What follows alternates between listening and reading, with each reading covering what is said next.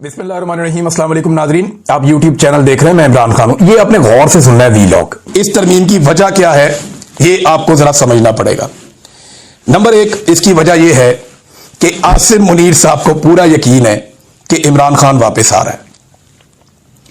उन्होंने सब कुछ करके देख लिया, लेकिन फील्ड मार्शल आसिम मुनीर को पूरा यकीन है, जैसे दिन की रोशनी में आपको दिन का यकीन होता है ना, ऐसे आसिम मुनीर साहब को पूरा यकीन है कि वो इमरान खान का रास्ता नहीं रोक पाएंगे। उन्हें पता है कि इमरान खान का रास्ता रोकना नामुमकिन है। इमरान खान वापस आएगा और इसी बात का उन्हें खौफ है। यानी आसिम मुनीर साहब को इस बात का खौफ है कि अगर इमरान खान वापस आएगा तो मेरे साथ क्या होगा, या अगर अवामी हुकूमत आ गई तो मेरे साथ क्या होगा। ये जो खौफ है ना, ये जीने नहीं देता। ये खौफ इंसान को सांस नहीं लेने देता। ये खौफ आपको ज़हनी तौर पे इंतशार का शिकार कर देता है, परेशानी का शिकार कर देता है। अपने उस खौफ से बचने के लिए आसिम मुनीर साहब ने अपने इर्द गिर्द आईन की एक दीवार खड़ी की है। इसको आप समझ लें, सिंपल कर लें। आसिम मुनीर साहब को इस बात पे पूरा ईमान है उनका, और उन्हें इस बात का पता है कि हर हाल में इमरान खान ने वापस आना है। और आसिम मुनीर साहब की बस हो गई है, उन्हें पता चल गया कि इस आदमी का रास्ता नहीं रोका जा सकता। ये प्रेशर आना ही आना है। अभी ये ट्रंप के बलबूते पे थोड़ा पाकिस्तान की हुकूमत और एस्टेब्लिशमेंट उछल कूद कर रही है, लेकिन बड़ी जल्दी ये भी बंद हो जाएगी। ट्रंप इनका चेहरा लगा रहा है, वो मैं आपको बताऊंगा किसी और वीलॉग में वो इनके साथ कैसे खेल रहा है, वो आपको बाद में बताते हैं। लेकिन ये बात आप ज़हन में रख लें कि आसिम मुनीर साहब डरे हुए हैं इमरान खान से। उनको पता है कि ये बंदा आ गया या अवामी हुकूमत आ गई तो हमने जो कुछ कर छोड़ा इस मुल्क के साथ, उसका खुमियाजा हमें भुगतना पड़ेगा। ये जो कुछ हमने इस मुल्क के साथ किया है, इस मुल्क के लोग और इसका कानून हमसे पूछेगा। तो अब उन कवानीन से बचने के लिए या उन चीजों से बचने के लिए एक तरीकाकार इख्तियार किया गया है कि एक आईनी दीवार खड़ी की गई है अपने इर्द गिर्द। उस दीवार के अंदर क्या है कि मैं सारी जिंदगी रिटायर ही नहीं होऊंगा, मुझे सारी जिंदगी मुराद मिलती रहेंगी, मुझे जो है सारी जिंदगी इस्तिस्ना रहेगा, मेरे ऊपर कोई केस नहीं होगा, और मुझे हटाया भी नहीं जा सकेगा। अगर हटाना है तो या तो 2/3 अक्सरियत लेकर आओ या मुझे सदर पाकिस्तान की तरह इंपीच करो, और मैं जब चाहूंगा किसी भी हुक्मरान से कह के कोई और ओहदा भी ले लूंगा और उसको एंजॉय करूंगा। यह है आईनी तरमीम 27वीं में आर्मी चीफ की हद तक चीजें। अब इमरान खान साहब जो हैं उनके लिए आज सेलिब्रेशन का दिन है, और उनकी पार्टी के लिए भी एक तरह से। एक तो उन्हें इसकी मुखालफत करनी चाहिए फुल। ये फर्द वाहिद के लिए एक आईनी तरमीम हो रही है। ऐसा नहीं होता कि आप फर्द वाहिद के लिए आईनी तरमीम करें। आपने एक अजीब रास्ता खोल दिया है कि अब हर आर्मी चीफ जो आएगा वो फील्ड मार्शल बनना चाहेगा। फील्ड मार्शल बनने के लिए उसको या तो जंग करनी पड़ेगी अफगानिस्तान से या ईरान से या इंडिया से।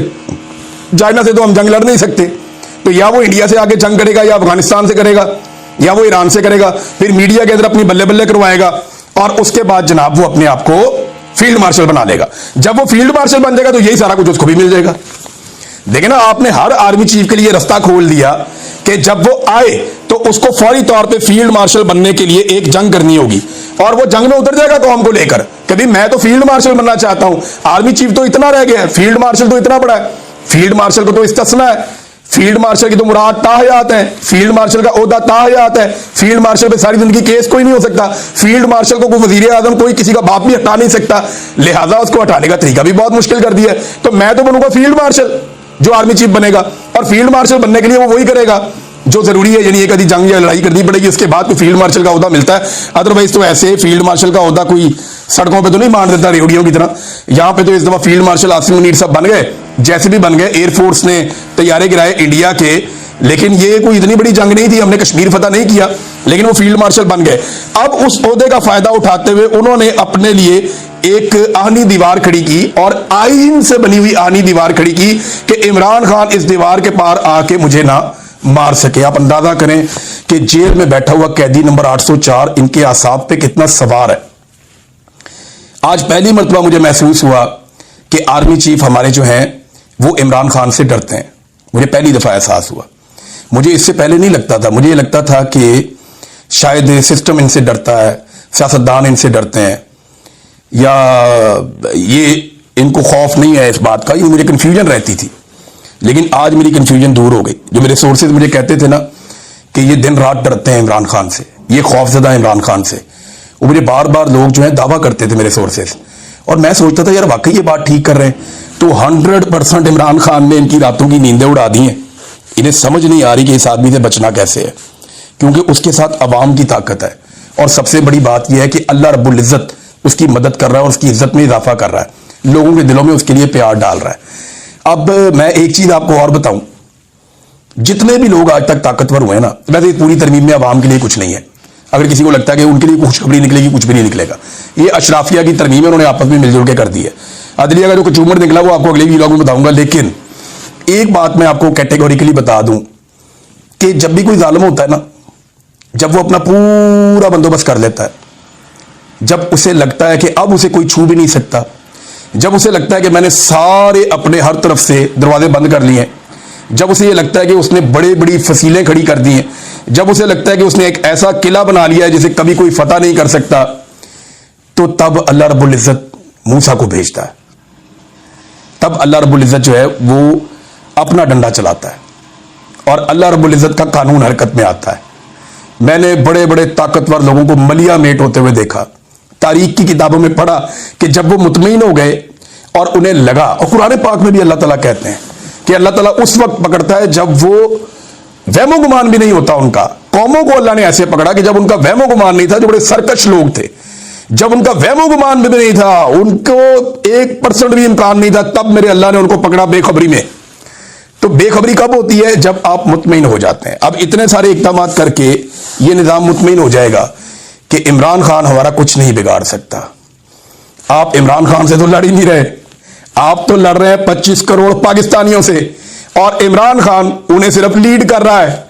लड़ाई तो आपकी 25 करोड़ पाकिस्तानियों से है, और लड़ाई आपकी अल्लाह रब्बुल इज्जत के असूल और कानून और ज़ाब्ते के साथ है कि आप जुल्म कर रहे हैं, जबर कर रहे हैं, फस्तायत कर रहे हैं, आप माओ और बेटियों को परेशान कर रहे हैं, आप चादर और चार दीवारी का तकद्दुस पामाल कर रहे हैं।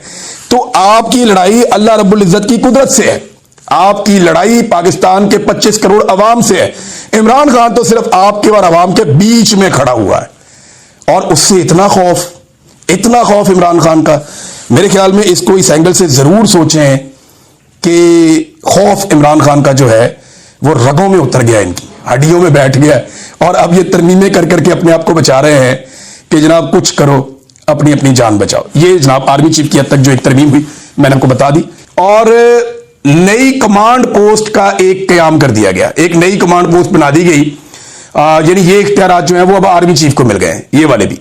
वजीर आजम चीफ ऑफ आर्मी स्टाफ जो बैक वक्त चीफ डिफेंस फोर्सेज के तौर पर भी खिदमात सर अंजाम देंगे की सिफारिश पर नेशनल स्ट्रेटेजिक कमांड का कमांडर पाकिस्तान आर्मी के अफसरान में से तैनात करेंगे, और इसकी तनख्वाह और मुराद का तयन भी वज़ीर आज़म करेंगे।